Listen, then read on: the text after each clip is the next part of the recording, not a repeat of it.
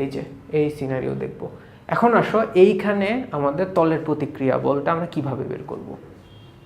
Fine, তো সর্বপ্রথম আমরা উপরের তলে যাই, এই তলে যাব, তল 1 তল 2, তাহলে তল 1 এ আগে যাই, তল 1, তল 1 এর ক্ষেত্রে ধরো এই তল 1 M1, তাহলে তল 1 এর ক্ষেত্রে আমি কি করব, তল 1 এর ক্ষেত্রে নিচে M1G আর উপরে R1। ওকে, তাহলে তল 1 এর ক্ষেত্রে R1 is equal two M1G পেয়ে গেছি। এইদিকে আমার R1 আর এই দিক বরাবর হইল R2। এবার আসো তল 2, তল 2 এর ক্ষেত্রে, তল 2 এর ক্ষেত্রে কি করব, তল 2 এর ক্ষেত্রে হইল যে এই হইল আমার তল, এখানে আছে বস্তুটা, আমরা এই ক্ষেত্রে দেখব যে টোটাল বস্তুটা। তাহলে টোটাল বস্তুটারে যদি আমি দেখি, টোটাল বস্তুটারে বলতে পারি যে ধরো এই M1 প্লাস M2, এই হলো আমার টোটাল বস্তু। তাহলে এই সিনারিওতে এই হইল আমার R2 আর নিচে হইল M1 প্লাস M2G। তাহলে আমরা কি লিখতে পারি, আমরা লিখতে পারি যে আমরা লিখতে পারবো R2 is equal two M1 plus M2 into G। Okay, so R1 বের করলাম, R2 বের করলাম। তাহলে আবার একটা জিনিস দেখো, R2 কে লিখতে পারি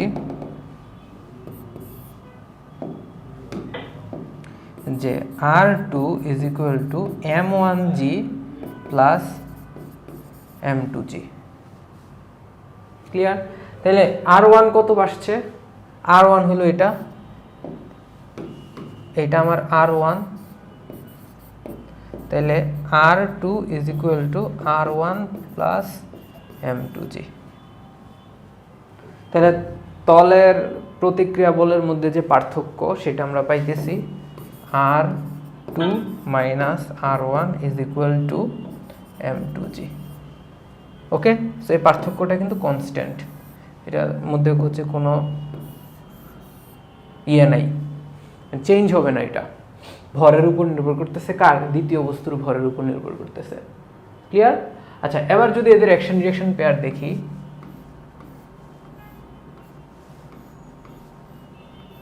দেখো এই বরাবর হইল R1, এই বরাবর হইল R1 ড্যাশ।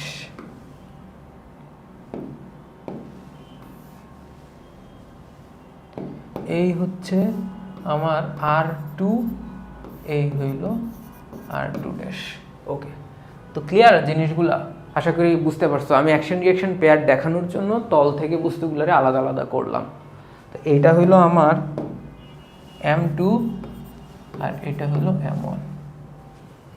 নেক্সট, এই যে তিনটা বস্তুর ক্ষেত্রে এটা তোমরা কি করবা দেখো, যে আমি এটা ইয়ে করে দিচ্ছি, ধরো এইটা হইল আমার, উপর থেকে দেখাই, এইটা হইল, না এটা দেখা যায় না, হলুদ দিয়ে দেখাবো, হ্যাঁ, এটা হইল আমার R1, এইটা হইল আমার R2, এইটা হইলো আমার R3। তাইলে R1 আসতেছে M1G, R2 আসতেছে M1 প্লাস M2G, R3 আসতেছে M1 plus M2 plus M3G। ওকে, সবগুলো কিন্তু রেস্ট সিনারিওতে, মানে ভূমিতে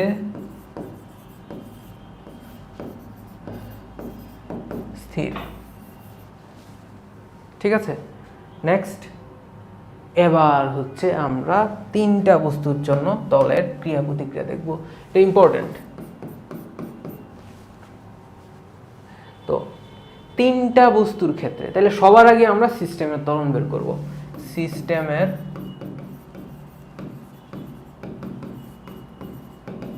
ত্বরণ, তাহলে A is equal to F divided by m1 plus m2 plus m3। এবার এখানে তুমি দেখো অ্যাকশন রিঅ্যাকশন পেয়ার, তাইলে এইটা যদি হয়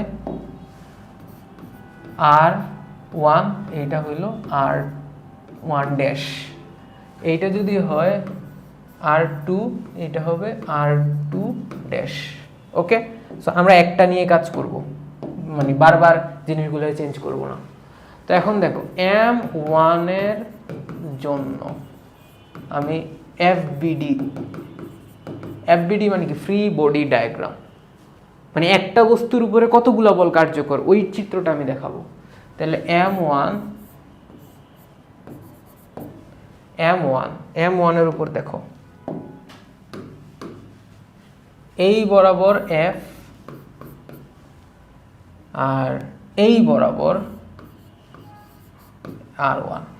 এদিকে আমাদের মাথায় রাখতে হবে R1 is equal to R1 dash, আর এই জায়গায় হলো R2 is equal two R2 dash. এখন জিনিসটা হইল যে কোন দিকে গতিশীল, এই দিকে গতিশীল, এই ত্বরণে। তো এই ত্বরণে যদি গতিশীল হয় তাহলে F বড়, F minus R1 is equal to M1A। এখন F minus M1A is equal to R1। তো F মাইনাস M1A, তার মানে M1 F divided by M1 plus M2 plus M3 is equal to R1। তাহলে R1 is equal two দেখো, তাহলে M1 কাটা যাবে, তাহলে উপরে থাকবে M2 plus M3 F divided by M1 plus M2 plus M3।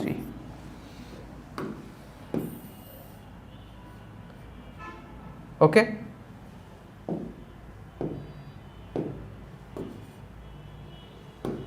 এবার আসো আমরা কোনটা বের করব, 2 এবং 3 এর সাথে। সো 2 এর জন্য M2 এর জন্য আমরা বের করব। তাইলে এই হলো M2 এর ব্যাপারটা ইন্টারেস্টিং, কেন এখনই বুঝতে পারবা। M2 এর উপরে কে কে দিচ্ছে, এই দিক বরাবর আসতেছে R1 আর এই দিক বরাবর আসতেছে R2। তুমি চাইলে M3 দিয়ে বের করতে পারো, আমরা M3 দিয়ে বের করি।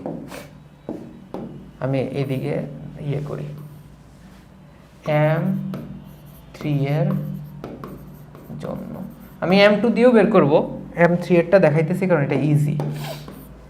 দেখো M3, এই যে M3 শুধুমাত্র কে ক্রিয়াশীল, এই বরাবর R2, আর কেউ আছে, আর কেউ নাই। তাহলে সে এই দিকে এ ত্বরণে গতিশীল। তাহলে R2 is equal to M3A equal to M3F divided by M1 plus M2 plus M3। Okay, this is R3, this is R2।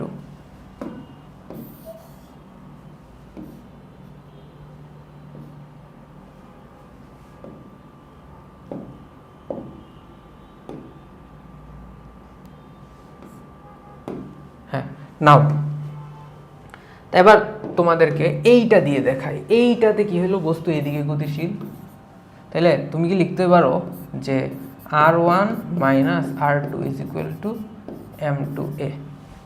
তাহলে R2 আসবে R1 মাইনাস M2A। তাহলে এই জায়গায় তোমাকে R1টা বসাইতে হবে, বসায় দেখো M1 M2 ওইদিকে আছে, হ্যাঁ M1 M2 ওইদিকে M2, তাহলে M2 M2 কাটা যাবে, M3F ডিভাইডেড বাই আসবে, তার মানে M3F divided by M1 plus M2 plus M3 এটা আসবে। ক্লিয়ার? তার মানে ওইটা দিয়ে করাটা ইজিয়ার। নেক্সট, এদিকে তো আমাদের আর তেমন কিছু করার নেই, না এখানে আর তেমন কিছু করার নেই। 2 কেজির উপর লব্ধি বল, এইটার উপরে লব্ধি বল 2 কেজির উপরে। তাইলে এখানে দেখো চিত্র অনুযায়ী আমি দেখাই, এখানে লালটা দিয়ে দেখাই। তাহলে এই 3 কেজির উপরে 4 কেজি R1 দিচ্ছে, 3 কেজি আবার 4 কেজি রে R1 ড্যাশ দিতেছে, 2 কেজি আবার 3 কেজি আবার 2 কেজি রে দিতেছে R2, 2 কেজি আবার 3 কেজিকে দিচ্ছে R3 ড্যাশ। শেষ কাহিনী এদিকেই। তাহলে আমি এদিকে পয়েন্ট পয়েন্ট করে দেখাই। হ্যাঁ, এই জায়গায় কি দেখবা যে F দিতেছে 12 নিউটন, তাহলে সে দিতেছে এরে R1, সে দিতেছে এরে R1 ড্যাশ, বা এ দিতেছে এরে R2, এই দিতেছে এরে R2 ড্যাশ। তাহলে আমাদের বের করতে হবে 2 এর উপরে লব্ধি বল, তার মানে আমাদের বের করতে হবে এখানে যে R2 ওয়াট। এখন তুমি দেখো R2 কিভাবে আমরা বের করব, একদম simple. R2 is equal to 2 into a আমরা বের করে ফেলি, এ আসতেছে F divided by M1 plus M2 plus M3। তাইলে F কত, 12 ডিভাইডেড বাই 4 যোগ 3 যোগ 2, 5, 4 হচ্ছে 9, উপরে 12, 3 দিয়ে কাটাকাটি করলে 4/3 মিটার পার সেকেন্ড স্কোয়ার। তাহলে 2 ইন্টু 4 ডিভাইডেড বাই 3, তাহলে 8 ডিভাইডেড বাই 3 নিউটন। লব্ধি বল কত, 8 divided by 3 newton. Okay, so আশা করি এই ম্যাথের জিনিসটা বুঝতে পারছি। এবার আসো উলম্ব।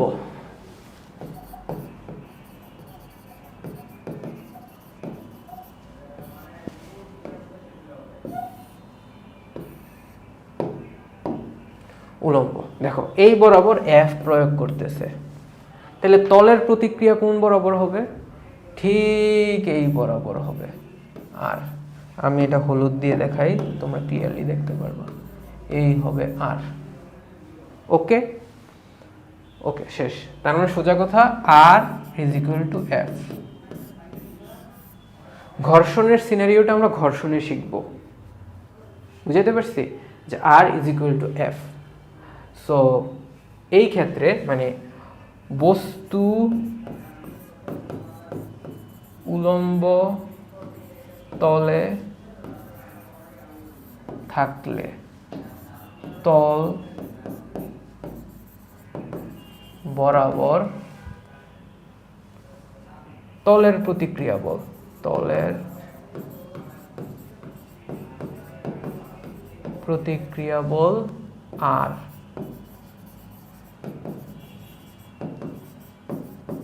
কার্যকর হবে।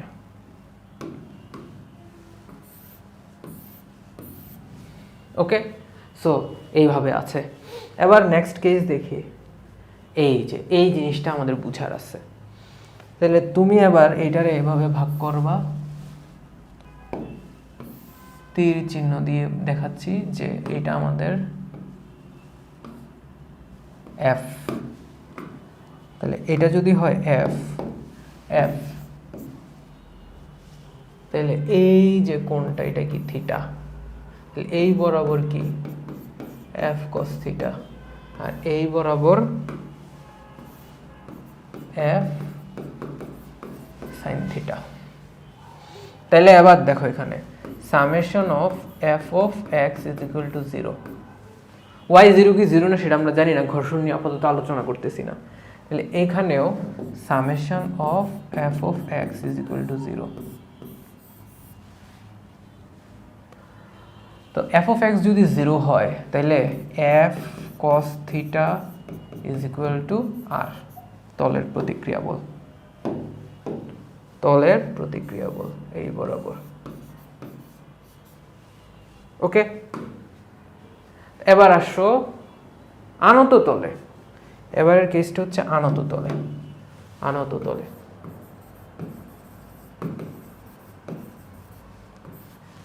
আনত তলে দেখো, আনত তলে কি হয়, এই হইল বস্তু, এই বরাবর এই বরাবর, আর এই হচ্ছে তার ওজন,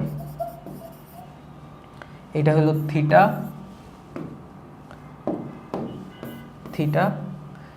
তাহলে এই কোণটাও থিটা, তাহলে এটা আসবে mg cos থিটা, এটা আসবে mg sin থিটা। তাহলে তলের প্রতিক্রিয়া বল এই যে আর। ওকে, সো আনত তলে, তলের মধ্যে summation of F of y is equal to 0। তাই বলতে পারি R is equal to mg cos theta. Okay, এটা আমরা বলতে পারি। আমরা কিন্তু এখানে অন্য কোনো বল নিয়ে আলোচনা করতেছি না। ঘর্ষণ বল থাকলে সে স্থির থাকবে নাকি গতিশীল থাকবে ওইটা আমরা জানি না এই মুহূর্তে। যদি ঘর্ষণ বল না থাকে, ঘর্ষণহীন তল হলে summation of F of x is equal to m a x, তাহলে m g sine theta is equal to m a x, তাহলে a x is equal to g sine theta. Okay, so আশা করি তোমরা এই কেসটা ধরতে পারতেছো। Next দেখো, আমি যদি আনুভূমিক বরাবর একটা বল দেই, আনুভূমিক বরাবর যদি বল দেই,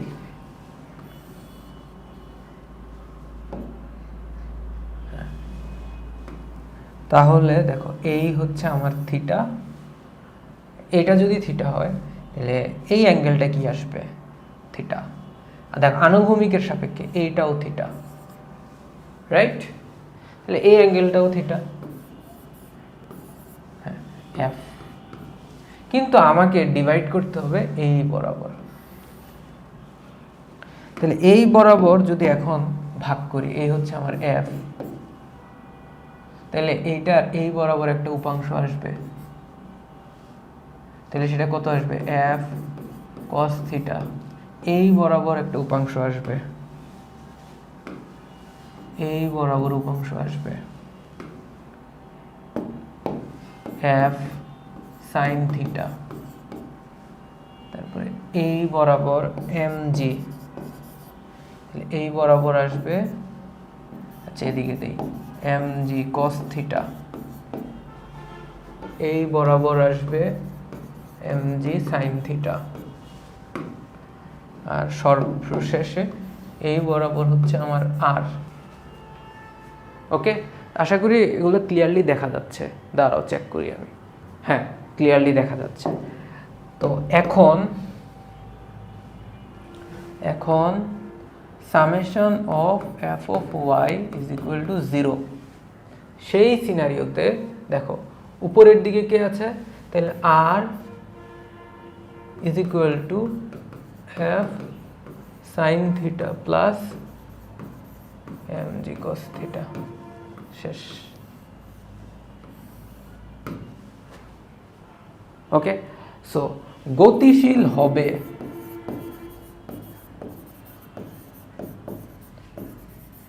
যদি অবশ্যই ঘর্ষণহীন বিবেচনায়।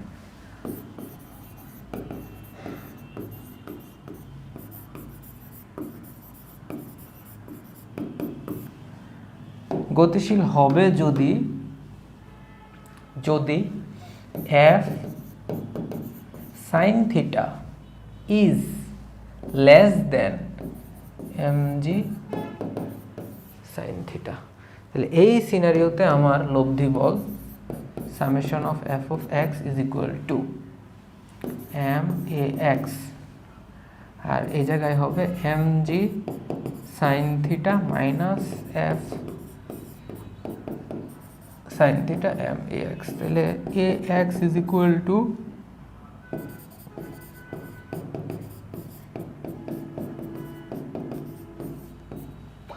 আমি ভুল করেছি এখানে,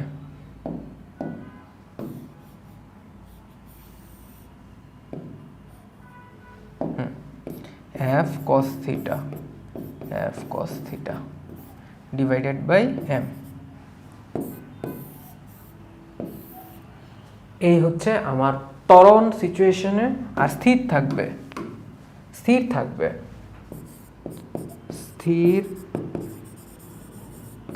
কখন? যখন f cos theta হচ্ছে বড় অথবা সমান কার? mg sin theta। তখন summation of f of x is equal to 0।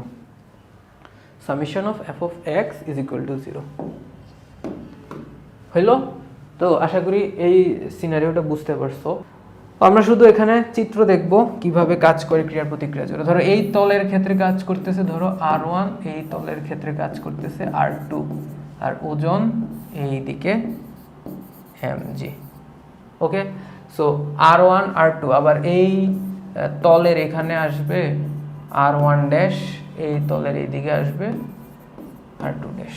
আমরা জাস্ট চিত্র দেখব, এরপরে নেক্সট এই টাইপের একটা ম্যাথ করব যখন আমরা টর্ক পড়ব।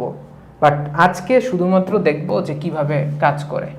তো এই তল বরাবর ধরো r1, এই তল বরাবর r2, এরা পরস্পরকে ধরো r a on b, আর সে দিবে r b on a।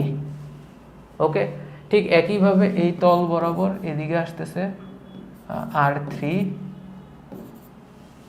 এমনকি তারা আবার পরস্পরকে এই তল বরাবর দিবে r1 ড্যাশ, এই তলকে দিবে r2 ড্যাশ, এই তলকে দিবে r3 ড্যাশ। সো এখানে কিন্তু পেয়ার হয়ে গেছে।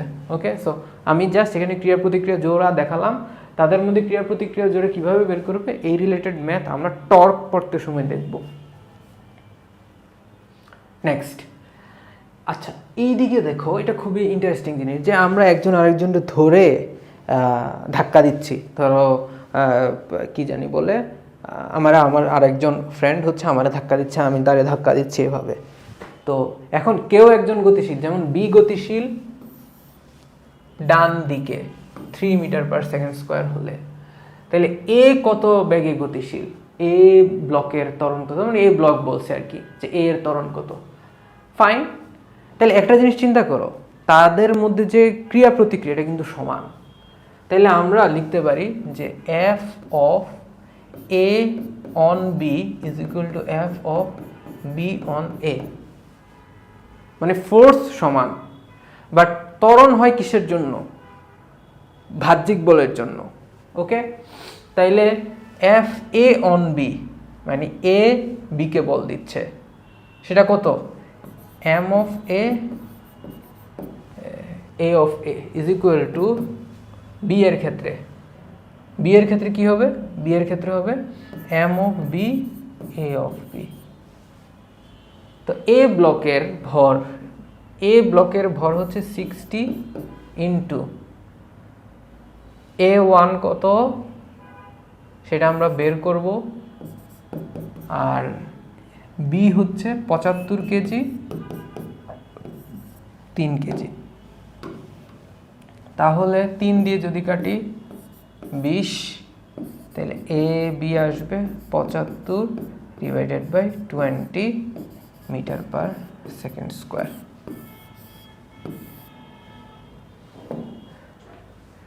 নেক্সট, ওকে, সো দেখো ঘর্ষণ নাই, ঘর্ষণহীন,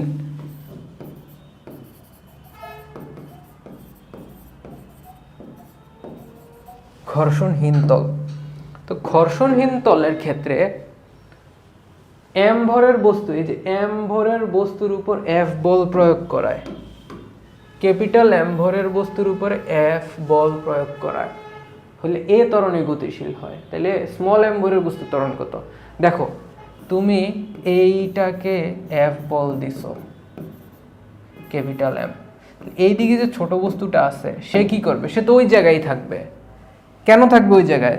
তার যদি ঘর্ষণ না থাকে, এই তলে যদি ঘর্ষণ না থাকে, তাহলে তো সে এই দিকে, এটা তো জিরো, এই ঘর্ষণটা যদি জিরো হয় তাহলে সে কি গতিশীল হবে এই ডিরেকশনে? না, হবে না।